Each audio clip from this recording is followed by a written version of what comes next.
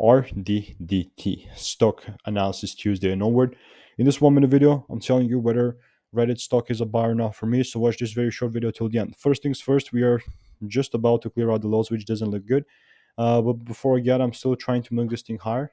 Before I get into the details, to give you context, I'm using my strategy that has previously given me thousands of wins 2023, and I'm telling you this because that is the truth and I've documented everything. So Reddit INC stock, I'm only really waiting for I was waiting for like a double break to occur here for me to be bullish, and like, did it happen? Like, was I able to get my confirmation? No, we just went the other way around, and that's fine.